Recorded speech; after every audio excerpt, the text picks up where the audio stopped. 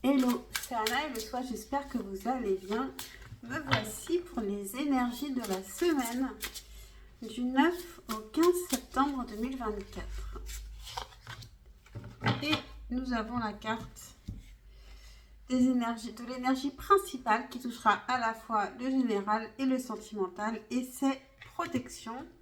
La carte 38. Et j'ai envie de la lire, tiens, pour une fois, je vais la lire tout de suite.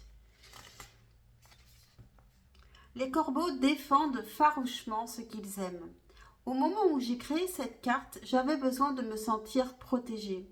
Dans l'état actuel du monde, il est bon de savoir qu'une force supérieure veille sur nous, nous permet de nous sentir en paix. Être à l'aise nous permet de créer et de nous développer. Prenez cette carte quand vous avez besoin de vous sentir unis à votre moi supérieur et à l'énergie divine qui vous offre ensemble leur protection. Cette carte est un signal. Vous pouvez continuer à avancer. Vous êtes protégé. Servez-vous de son énergie dans les moments de stress ou lorsque vous vous sentez vulnérable. Cela vous aidera à détourner votre attention de la peur et de la restriction pour vous permettre de vous sentir assez confiant pour agir. Donc ici, on est protégé pour cette semaine du 9 au 15 septembre 2024. Alors, on peut se sentir vulnérable, mais il faut se rappeler qu'on est protégé et comme ça, on avancera plus confiant. Alors, qu'est-ce que je vais prendre? Alors, qu'est-ce qui vient à nous pour cette semaine du 9 au 15 septembre 2024 d'un point de vue général? Qu'est-ce qui vient à nous d'un point de vue général pour cette semaine du 9 au 15 septembre 2024?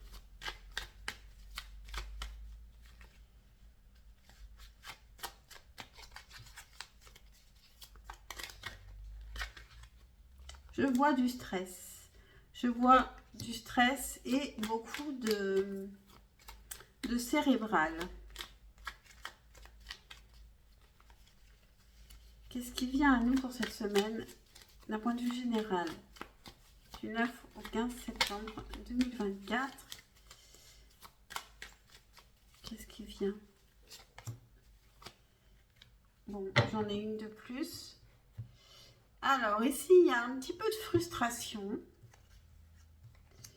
Peut-être que si on se sentait protégé, on agirait davantage dans le sens qu'on veut. Justement, on a l'impératrice ici. L'impératrice, elle est source de création, de créativité. Et c'est aussi, elle crée aussi par la parole. On a un autre personnage ici, un roi d'épée. On a le 9 de bâton et le 2 d'épée. Bon, ici, il y a... on a besoin de faire preuve de courage cette semaine, de faire face à des choses qui ne sont pas forcément évidentes. On a une décision peut-être à prendre, en tout cas, on est indécis par rapport à un chemin à prendre qui est peut-être pas facile, qui demande du courage, qui demande aussi un temps de réflexion. Alors, est-ce qu'il y a deux personnages ici? Est-ce qu'on a une impératrice et un roi d'épée? Ou alors, vous êtes à la fois cette impératrice créative qui a un projet en gestation, et puis on a ce roi d'épée qui nous parle de l'intellect, de bien penser, de bien réfléchir. En tout cas, ici, il y a quelque chose qui demande de faire face, des choses qui ne sont pas forcément drôles à faire, mais qu'on doit faire pour avancer. Et on est indécis. Le fait d'être indécis, ça peut être frustrant, puisque finalement, on ne fait rien quand on est indécis. Mais comme on se sent protégé ici, il faut penser à ça pour avancer. Pourquoi on est indécis ici? Pourquoi est-ce qu'on est indécis ici? Je vais prendre deux cartes.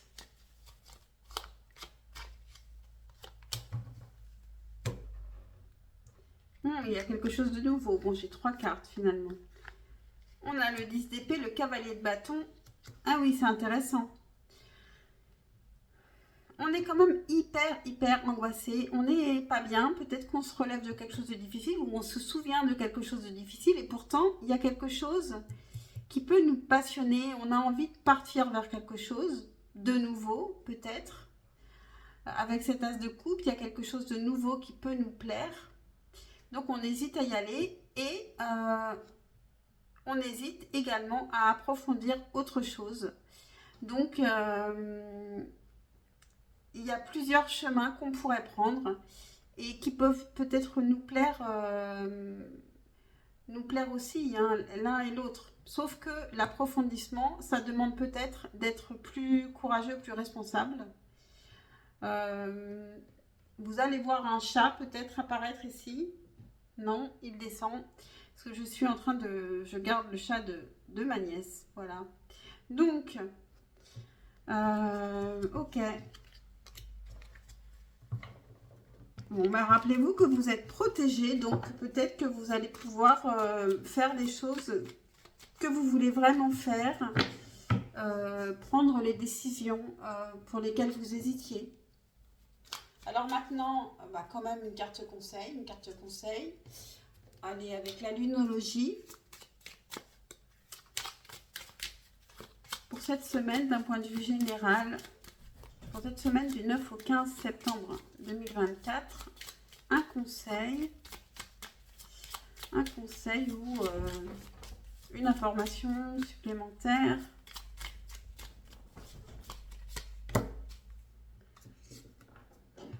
Alors, ne laisse pas ton passé reprendre le dessus, te mettre la main dessus avec le nœud sud. Donc, j'ai fait plusieurs tirages short qui me parlaient de laisser le passé derrière. Donc, peut-être que ça concerne beaucoup de monde et peut-être que ce passé vous angoisse et vous empêche d'avancer et vous empêche de décider parce que vous êtes indécis entre le passé et tourner la page complètement et aller vers l'avenir. Donc, c'est parti pour le sentimental. Qu'est-ce qui vient à nous d'un point de vue sentimental pour cette semaine du 9 au 15 septembre 2024? Qu'est-ce qui vient à nous pour cette semaine du 9 au 15 septembre 2024? Qu'est-ce qui vient à nous d'un point de vue sentimental pour cette semaine du 9 au 15 septembre 2024? Ah, on a des conflits en d'autres decks. Alors, on va peut-être rééquilibrer les choses par rapport au conflit. On peut prendre en sagesse, prendre conscience de certaines choses avec la papesse et commencer à penser à quelque chose de nouveau, construire quelque chose de neuf. Voilà, et donc en amour. Cette papesse ici, elle commence à prendre conscience qu'il faut construire quelque chose de neuf. On a besoin d'équilibre, on a 2 arcanes majeures ici, avec la justice et la papesse. La papesse, elle sait qu'elle a besoin de quelque chose de plus équilibré, que là, ce n'était pas le cas. Et elle prend conscience de cela et elle a envie de construire quelque chose. Alors, j'ai envie de prendre un arcane majeur ici pour savoir à quelle étape on en est, où on en est ici, d'un point de vue sentimental. Pour cette semaine, on a la force sur la papesse. Donc, ici, la papesse, elle sait. Vous prenez vraiment conscience de certaines choses et donc vous maîtrisez un petit peu plus votre vie et ce que vous voulez vraiment. Et donc là, maintenant, vous commencez à avoir envie de construire et de sortir des conflits et du déséquilibre. Alors, qu'est-ce que vont nous dire les lunes ici? Un conseil ou une information supplémentaire pour cette semaine d'un point de vue sentimental. Qu'est-ce qui vient à nous? Un nouveau cycle romantique commence avec la nouvelle lune en balance, je pense, puisqu'on a une balance sur le... Je vais quand même en reprendre une. Mais je pense qu'on peut la prendre en compte parce que j'ai bien l'impression qu'ici, on veut commencer quelque chose de nouveau et qu'on prend conscience de certaines choses.